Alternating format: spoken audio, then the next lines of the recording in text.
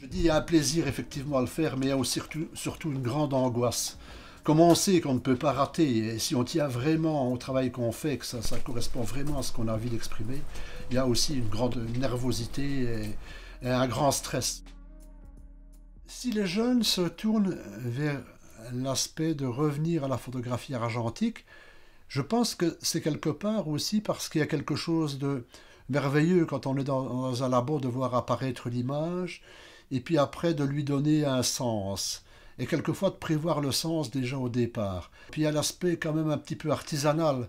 Or maintenant, quand on travaille en numérique, c'est immatériel au départ. Ça paraît immatériel presque à toutes les phases. Ce qui me plaît dans le rapport à la pellicule en argentique, c'est le fait déjà de voir ces photos sur quelque chose, de les avoir en main, de les récupérer au labo, ou même de les développer soi-même quand ça arrive. Ce que j'ai bien aimé aussi, c'est dans ma pratique, bah, je teste une nouvelle pellicule que je ne connais pas. C'est vachement plus facile de créer du renouveau en argentique pour moi qu'en numérique, parce que bah, avant d'avoir une nouvelle optique numérique qui coûte je ne sais combien d'euros, bah là, chaque nouvelle pellicule, il y en a beaucoup, peut être un renouveau. Et c'est un renouveau qui en moyenne coûte entre 6 et 10 euros. L'aspect surtout un peu magique de travailler avec la photographie argentique, c'est de se dire qu'on n'a pas beaucoup de chance d'arriver à un résultat si on n'est pas extrêmement précis dans ce qu'on fait. Donc quand on a une scène extrêmement intéressante, et c'est l'intérêt du sujet, il faut régler des tas de choses. Il faut d'abord capter la lumière, et puis alors il faut régler l'ouverture, il faut régler évidemment la vitesse, et la sensibilité, ben, elle est donnée par le film, donc il faut avoir bien choisi le film. Tout ça, c'est en même temps un peu de stress, un peu d'adrénaline et un petit peu de plaisir aussi. En fait, il y a tellement de facteurs, c'est le côté manuel du truc, il y a tellement de facteurs à prendre en compte en photo argentique qui se réduisent en numérique à ah, j'ai formaté ma carte par erreur ou j'avais pas de batterie. Fin de l'histoire. À chaque discussion qu'on a avec d'autres personnes qui font de l'argentique, en fait, on fait que se raconter des anecdotes, on fait que se raconter des histoires, on fait que se raconter des ah, tu sais pas ce qui m'est arrivé. Et ah, dans ce voyage-là, il y a eu ça. Je croise un pote l'autre jour, il me dit ah, putain, je lui dis comment ça va, ça fait longtemps. Il me dit ouais, je reviens de New York. Ah ouais, trop bien et tout. Ouais, mais bon, j'ai rompu avec ma copine. Je suis dégoûté, j'avais des trop belles photos et tout. Et du coup, tu vois, déjà, c'est vraiment le truc.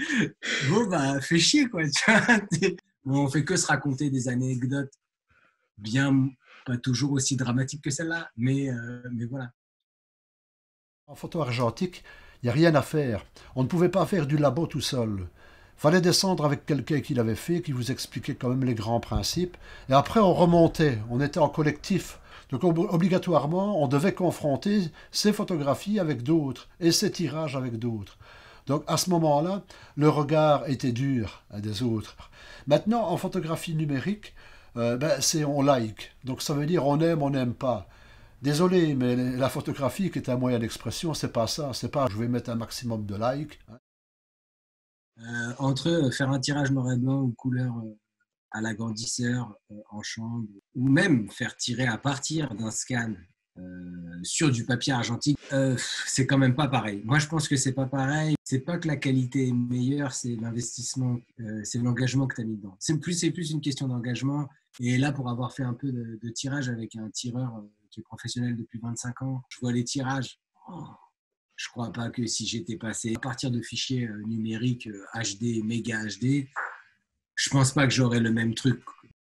Effectivement, je débarque, je vois son truc sur du papier variété et tout. Je regarde, je crois que c'est les plus beaux. Mais je pense que ça altère mon regard aussi, tu vois, parce que j'étais là quand il les a fait et tout. Mais c'est pas pareil que si tu vas le récupérer après l'avoir commandé en ligne. La qualité, je sais pas comment dire.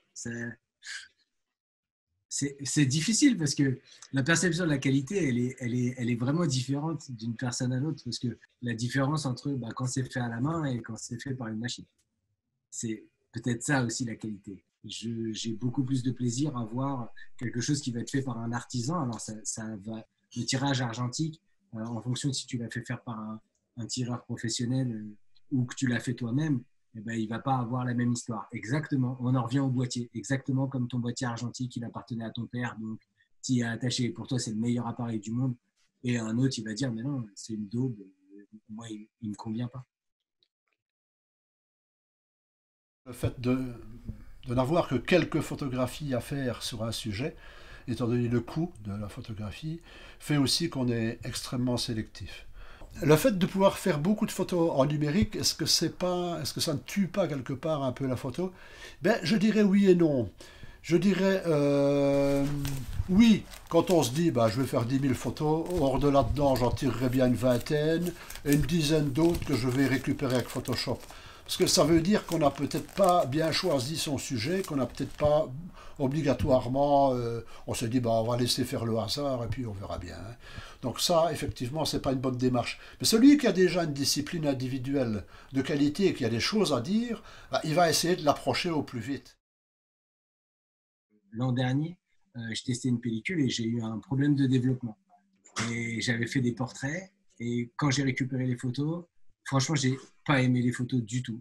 Mes prises de vue étaient OK, mais voilà, il y avait ces traces un peu partout, disgracieuses. J'avais réussi mes photos. J'attendais que le résultat. Et finalement, la photo était ratée au sens où il y a eu quelque chose d'inattendu qui s'est passé au moment du développement. Et j'ai redécouvert. Et au moment où j'ai vu les photos, j'ai fait ah merde, c'est raté, fait chier. Pendant le confinement, finalement, j'ai reparcouru mes photos, donc presque un an après, et je retombe sur ces photos. Et en fait, je trouve que les photos qui étaient en plus des portraits d'une amie à moi que je connais plutôt bien depuis longtemps, ben, je trouvais que les portraits étaient finalement très réussis, même avec l'erreur. Il y avait quelque chose en fait où ben, ça restera jamais que les seules photos que j'ai de ce moment-là. Et même avec cette erreur-là, il y a quelque chose qui ressort des photos que je n'ai pas maîtrisé, certes, mais qui font de ces photos de très très beaux portraits au final. Se découvrir, c'est jamais une perte. Donc, découvrir des choses qu'on a faites, c'est jamais une perte. Et souvent, à la mode, on reprend des trucs vieux, fait, refait, tout ça.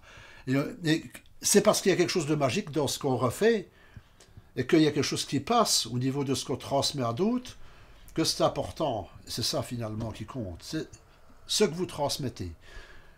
Alors, si on transmet avec l'argentique, ben, tant mieux. Si on transmet avec le numérique, tant mieux. Mais il y a beaucoup à redécouvrir. Il y a beaucoup à découvrir dans tout. Hein. D'une certaine manière, comme on est dans un monde hyper connecté, hyper high-tech, etc., il y a toujours, à un moment donné, une envie de revenir à des choses un peu plus concrètes, un peu plus charnelles, si on veut. Le rapport au vinyle, le fait que le son soit pas parfait. Et c'est aussi une société de la perfection, si on veut. Mais là, d'aller chercher des choses qui sont peut-être imparfaites, mais qui sont quand même jolies, il y a quelque chose qui nous rassure aussi, moi, je trouve, et qui fait vachement de bien là-dedans. Et je me dis que c'est aussi une des raisons pour lesquelles les plus jeunes, si on veut se remettre se mettre ou se remettre à l'argentique. Et c'est cette question de valeur, quelle valeur on donne aux choses, j'ai l'impression qu'elle est primordiale parce que l'argentique est un moyen, en tout cas, même si tu ne sors pas du lot, de trouver de la valeur dans tes photos en dehors de ce qu'en pensent les autres. Parce que toi-même, elles t'ont mis dans un processus qui va être personnel et qui va te permettre de t'y plaire.